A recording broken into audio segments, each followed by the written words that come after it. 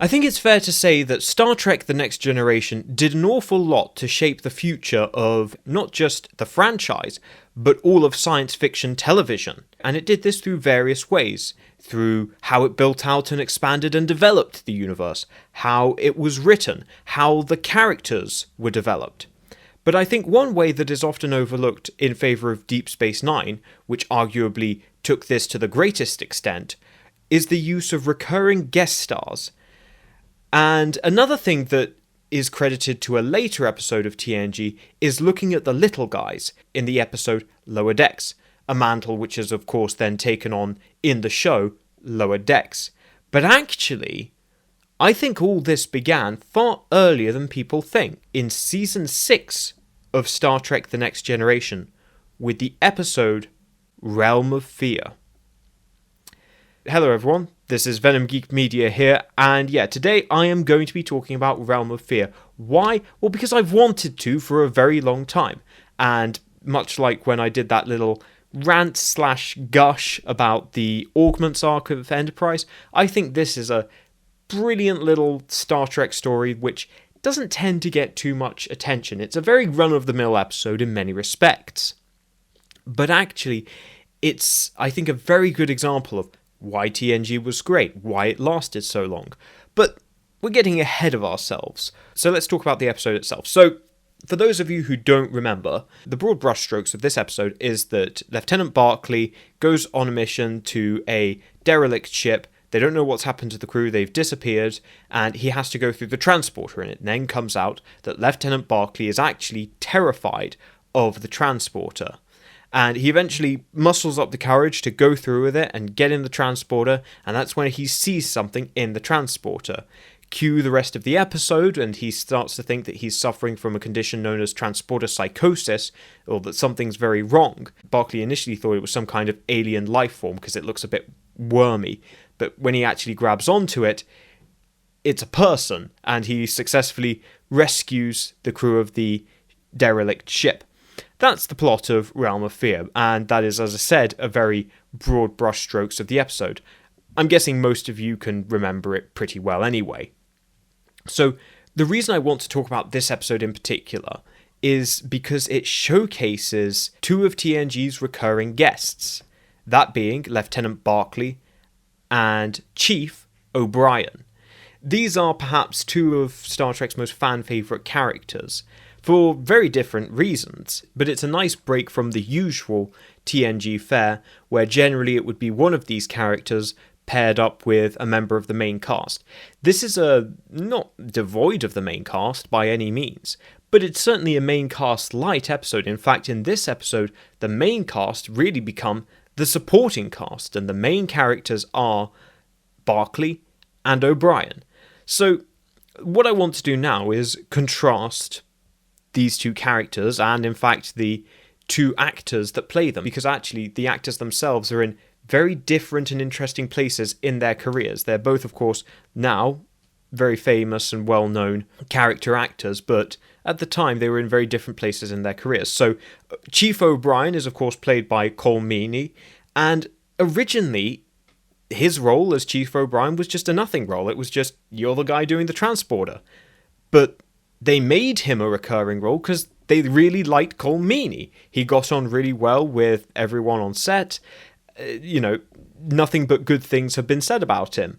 Ultimately, he then becomes a supporting member of the cast. He never really gets any episodes to himself, barring one, that being The Wounded, but most of the time he is playing a supporting role in a larger episode, but he does get a lot of them. He appears very frequently.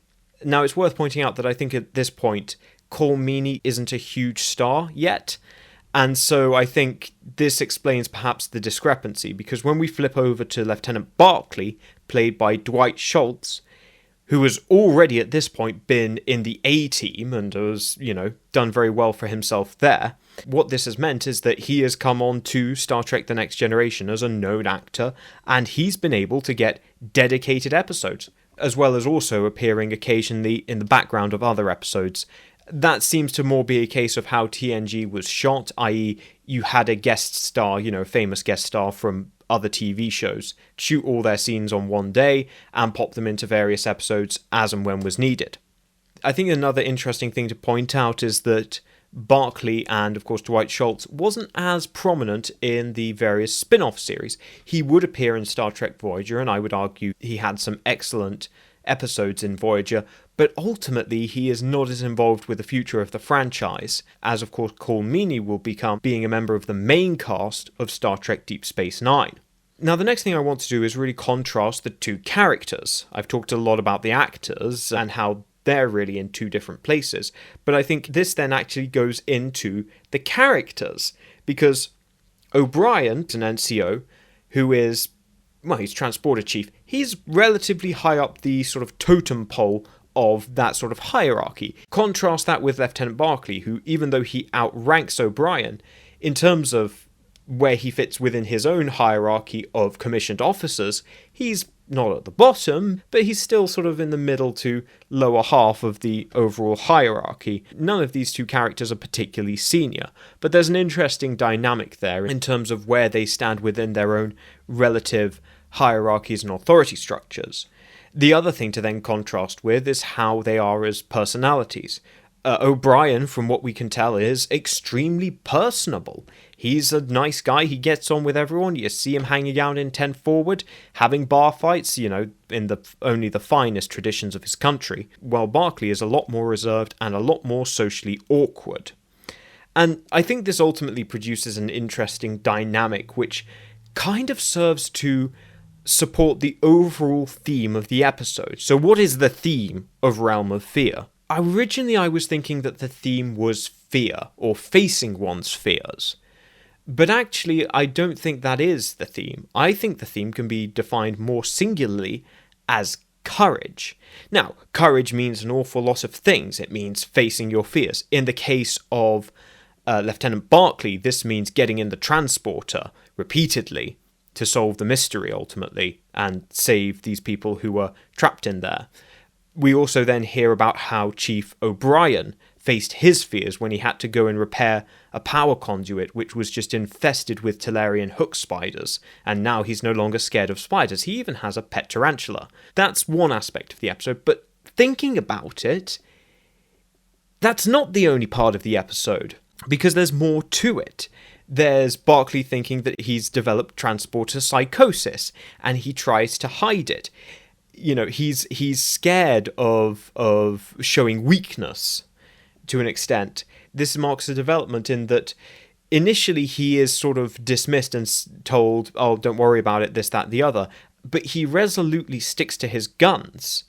Well, when we first met Lieutenant Barclay, he'd just be told, yeah, I guess I'm just crazy. I'm stupid. I'm sorry, sir, for being stupid. But this is later on in TNG, and now Barclay sort of, I think, given a little bit of confidence also from O'Brien, who is, a little bit more experienced probably overall. I mean, we don't necessarily know how long each of them had been in Starfleet, but you imagine that O'Brien probably got out into the fleet younger because he was non-commissioned, and therefore has a lot more experience. One of the things you notice is that O'Brien rarely gives his opinion, but he's never afraid to give his opinion in TNG, even to officers who are much higher rank than him, because, well, he's an NCO. He knows his stuff. Whereas Lieutenant Barclay is often very afraid to share his thoughts and put himself out there. And so I think ultimately, as I say, this has less to do with just facing your fears and phobias, as it does with dealing with social anxiety about reaching out, about putting yourself out there, about self-confidence. And all of that, I think, is best encapsulated in the idea of courage. And I think that's actually what the episode is really about. Yes, courage to face your fears, but also the courage to stand up for yourself, to stand by your convictions. Barclay believes that there is something more to this, and that he's going to find out what it is. And damned if people don't believe him. He's going to chase it anyway. And I think that ultimately, again, is an excellent development of Barclay's character. And, this is something that is perhaps has rubbed off on him from O'Brien and the other Enterprise crew members. And in that way, it's part of the, as we say, the positive messaging of TNG. By working alongside each other, the characters become better versions of themselves. O'Brien in this episode arguably is the goal that Barclay wants to reach. He wants to be like O'Brien. He wants to be, confident and overcome his fears. And I think there's also just a very nice touch of realism in that. Barclay is a junior-ish officer. O'Brien is a senior NCO. For Barclay to learn something from him is not at all unrealistic. In fact, it's probably very commonplace. And again, that's just a nice little touch of realism in the dynamics of the two characters. And the episode ultimately wraps up in a really nice way. In terms of they're both sitting together in 10 forward, we get our little comedy sting at the end with the reveal of O'Brien's pet spider, which then creeps out Barclay. But it's also just nice to see because these are probably two characters who would get on really well. These are two very technically minded guys. They really like, working with things. Obviously O'Brien's a lot more hands-on and much more of a grease monkey, whilst Barclay is the big ideas. Why don't we MacGyver this incredible contraption together? But these are two people who would really get along very nicely, and it's nice that TNG kind of pays that off. If I'm being honest, it would have been nice to get that in some other episodes.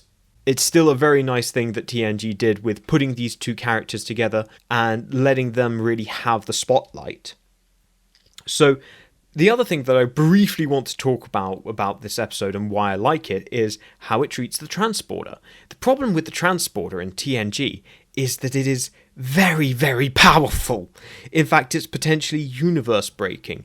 It may even be the key to immortality, especially with an episode like Relics, where people are able to store themselves in transporters. And so once you start being able to do that, it's like, well, there's no reason why people can't just keep beaming out copies of themselves from the transporter. I mean, no, it's not wired to do that, but if Scotty could rewire the transporter to keep himself alive for decades, I'm fairly sure that you could do that with just a bit of modification. And any time a main character died, you would just beam in the last copy of them, much like how the Vorta just replace themselves with the latest clone.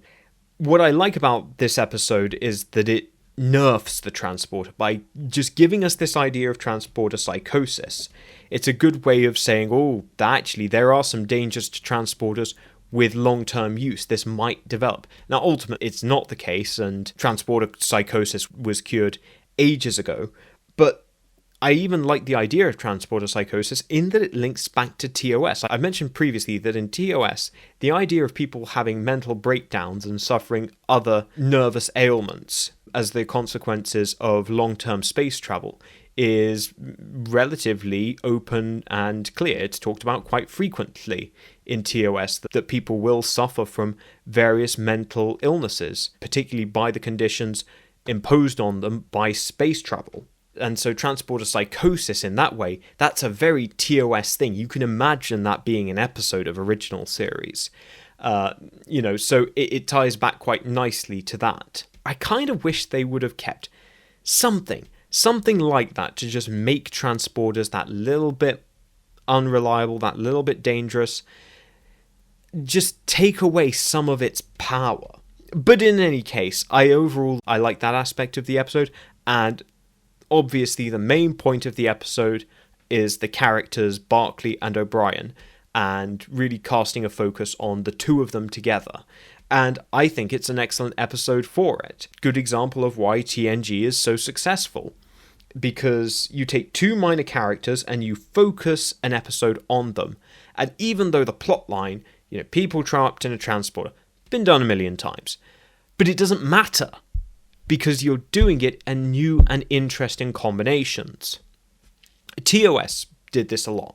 They would do basically the same kind of episode format. They found ways to change it up, but bearing in mind they only did that within 3 seasons, and I think you could equally tell that they were running out of ways to mix it up. Ultimately, TOS is a 3-man show, and you basically can only have so many combinations of 3.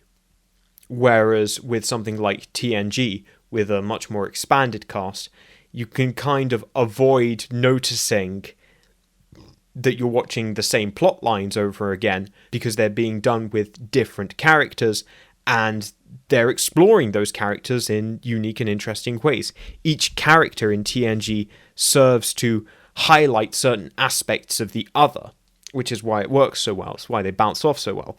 And like I say, it's a good way of showcasing these two characters of O'Brien and Barclay. And I think, as I say, did an awful lot for shaping how guest stars and guest characters would be used in the future of the show. So, thank you all for watching. I hope you enjoyed my little rant, my little gush on the realm of fear. Leave your thoughts in the comments below, and I will see you all in the next video.